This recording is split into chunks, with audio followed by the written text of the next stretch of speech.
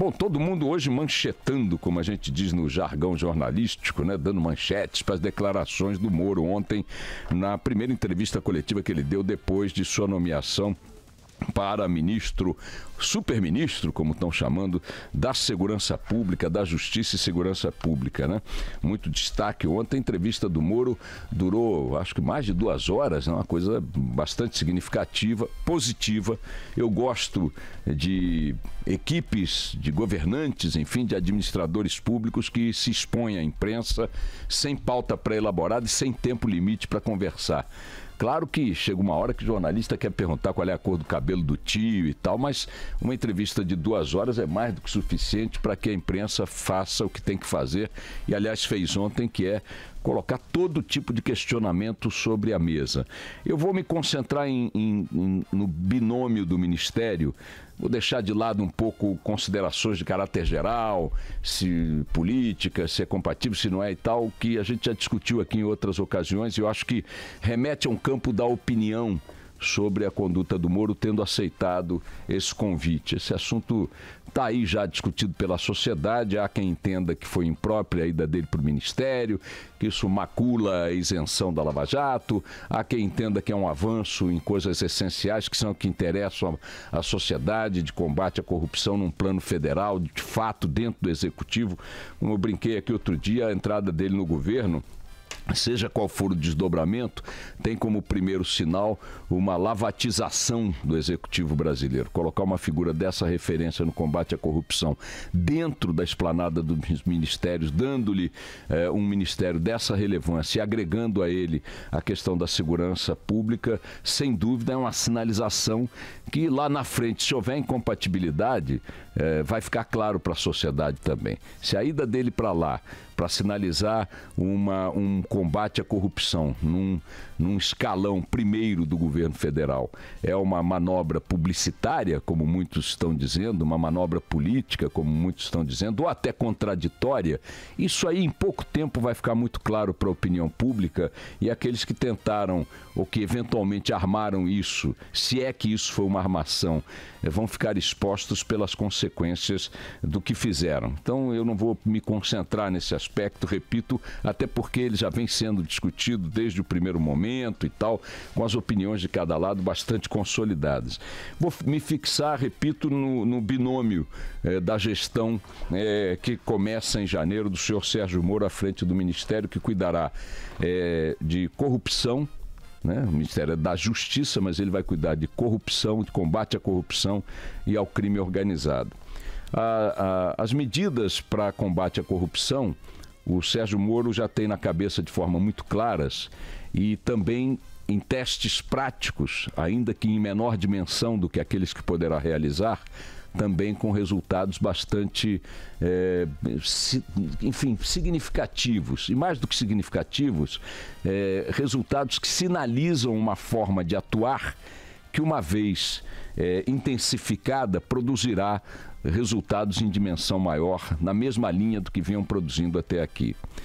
Em outras palavras, basta que Sérgio Moro tenha poder para implementar, no âmbito do Executivo, com modificações que possam ser adotadas com respaldo do Legislativo e da Justiça, procedimentos que amplifiquem o que a Lava Jato vinha fazendo, na cultura que ela introduziu na realidade brasileira, de partir para dentro do combate à corrupção, ignorando a estatura do alvo, ignorando a hierarquia. Basta que isso seja ampliado e aprofundado, repito, com apoio do Judiciário e do Legislativo e com uma vontade decidida do Executivo, que nós teremos, na verdade, uma ampliação não só das operações da Lava Jato, como seu aprofundamento, né, e sua efetividade. O peso político dado a isso com a ida de Moro para o Ministério muda de dimensão.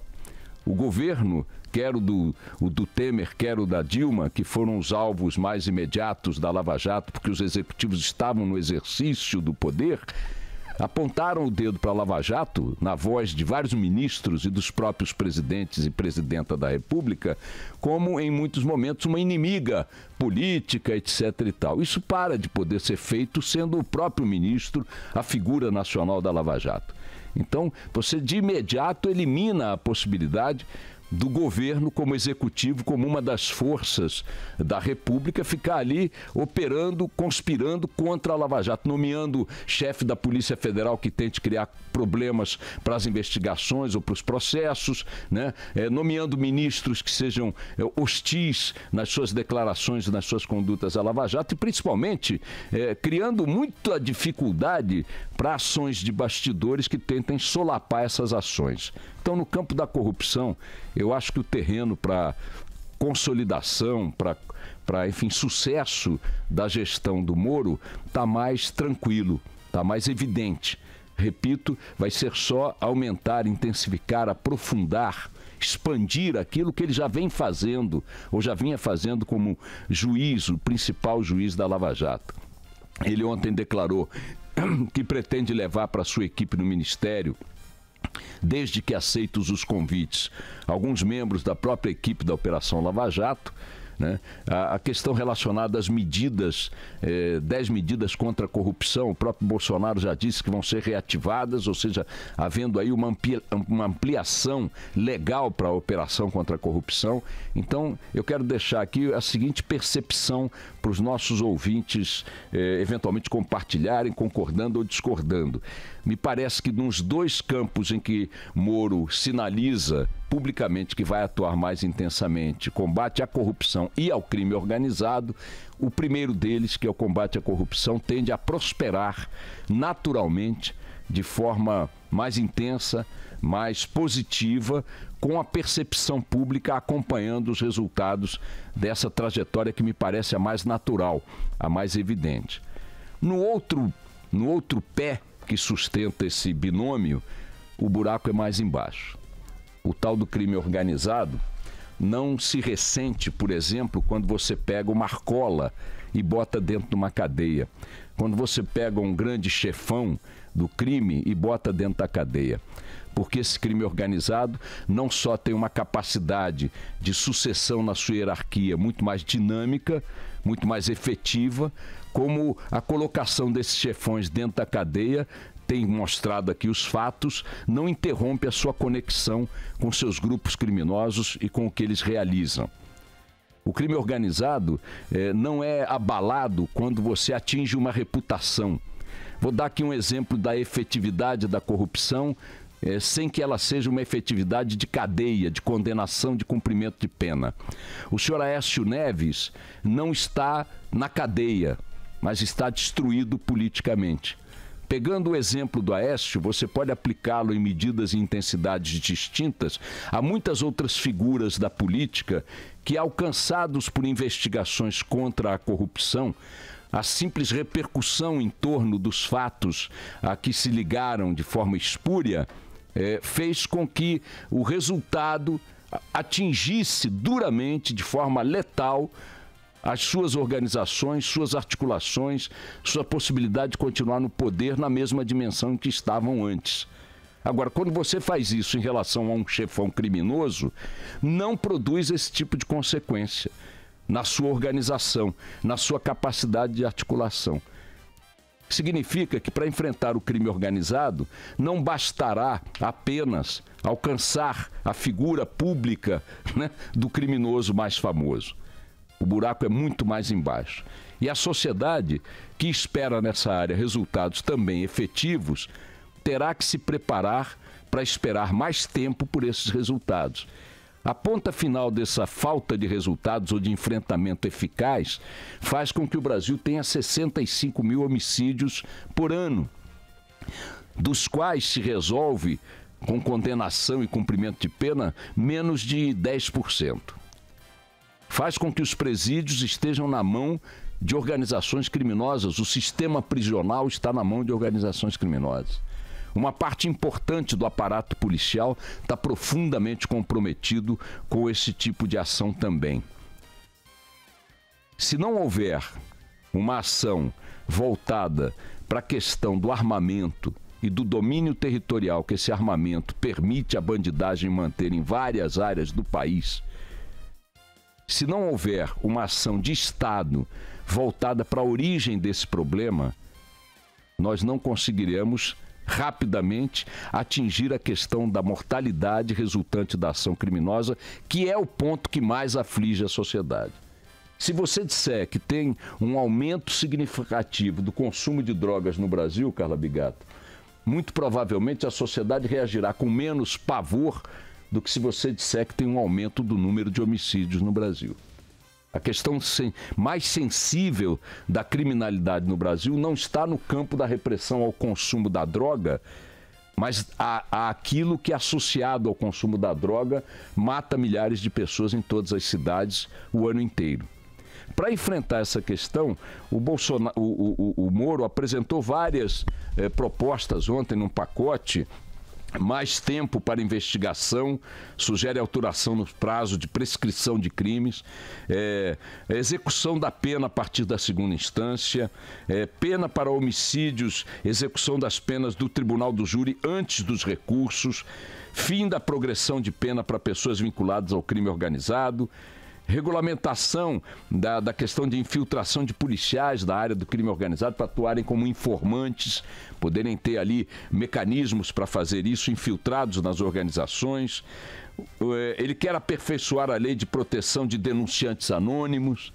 Enfim, há uma série de medidas que ele está anunciando que são medidas estruturalmente muito boas, mas que o campo de enfrentamento disso passa por outras ações que não foram sinalizadas ali. Vou dar apenas uma. O Paraguai importa 9 vezes mais armas do que é capaz de consumir ou vender legalmente para outros países. 9 vezes mais. Para onde vocês acham que vão 90% dessas armas? Vão para o Brasil. De que maneira? Na mão vocês viram aí a Argentina ontem fazendo uma gigantesca apreensão no sábado, 600 armas de grosso calibre, dezenas de milhares de projéteis, armamentos que foram presos em 3 cidades argentinas e que estavam sendo trazidos para o Brasil, para o Comando Vermelho. A Polícia Rodoviária Federal, a Polícia do Rio e a Polícia Federal têm feito apreensões crescentes de armamento trazidos do Paraguai para organizações criminosas no Brasil, PCC, Comando Vermelho, não sei mais o quê. O Paraguai produz 10 vezes mais cigarros, ou 20 vezes mais cigarros, não me lembro o número agora, do que é capaz de fumar e vender legalmente para outros países. Para onde vai essa massa de cigarros produzidas se não é consumida nem vendida legalmente? Vem no contrabando para o Brasil, em troca de armamento, em troca de drogas e tudo mais. Então, ações de Estado que não foquem os macro problemas da segurança não produzirão consequências, pelo menos num curto prazo, como as ações contra a corrupção provavelmente produzirão. A simples ida de Sérgio Moro para o governo federal, repito, tem um impacto importante no combate à corrupção. O puro ato simbólico. Pergunto, qual chefão criminoso está preocupado com a presença de Sérgio Moro ou da Madre Teresa de Calcutá no ministério? O mundo é outro no crime organizado. O enfrentamento é outro. E nas ações apresentadas ontem por Moro, desejando a ele todo o sucesso possível, vi vários anúncios importantes no ponto de vista da estruturação, da legislação. Mas as ações de macroenfrentamento não me pareceram colocadas ali de maneira clara. O Paraguai e as relações do Brasil nesse terreno com o país vizinho e amigo é uma questão que precisa ser abordada mais dia ou menos dia por quem quer enfrentar a questão da criminalidade no Brasil numa escala que permita produzir resultados visíveis em algum prazo que se possa enxergar. Por enquanto, nós estamos no campo das boas expectativas. A coletiva do Moro ontem abordou vários assuntos de uma maneira muito clara, ele se colocou de forma muito sincera. Não há nada no que ele anunciou que mereça reparos, do meu ponto de vista. Isso aqui não deve fazer. Tudo que ele colocou me parece que são medidas positivas, é um bom encaminhamento estrutural na área da inteligência e na área da legislação e do cumprimento de penas. Acho importante profissionalizar o serviço público, reduzindo o uso de cargos de confiança na área de segurança, como ele mesmo diz. Fazer um banco de DNA de criminosos para permitir identificação, controle de comunicação nos presídios, uma maluquice. Ontem o Jornal da Band deu que um meteorito que está chegando aí à atmosfera terrestre tem um formato tão incomum que a NASA está dizendo aí que pode ter sido mandado de propósito, ou seja, tem alguma civilização, segundo essa notícia, de alienígenas, já querendo entrar em contato com a Terra, mas mandando uma pedra para cá. Tudo bem, é um primeiro contato. Pois bem, já tem contato cósmico acontecendo, segundo a NASA, e nós não conseguimos controlar a comunicação em presídio, pô. Então é evidente que essas medidas do Moro são elementares e são positivas. Mas, repito, a escala do problema não foi tocada.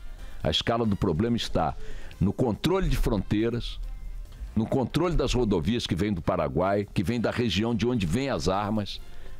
Não estou nem preocupado com as drogas, estou preocupado com o armamento. Um traficante fumando um baseado não domina um território.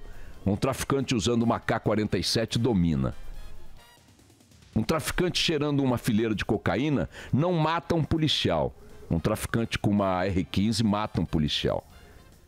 Este é o problema central que eu percebi que não foi, não sei por que razão, enfrentado ontem de forma pelo menos concentrada ou com destaque pelo Sérgio Moro. Repito, ele vai prosperar muito rapidamente no campo da corrupção, do combate à corrupção, e os resultados no campo do crime organizado, a sociedade brasileira, ainda que com esperança, vai ter que esperar bem mais para ver. Vamos lá, toca o barco.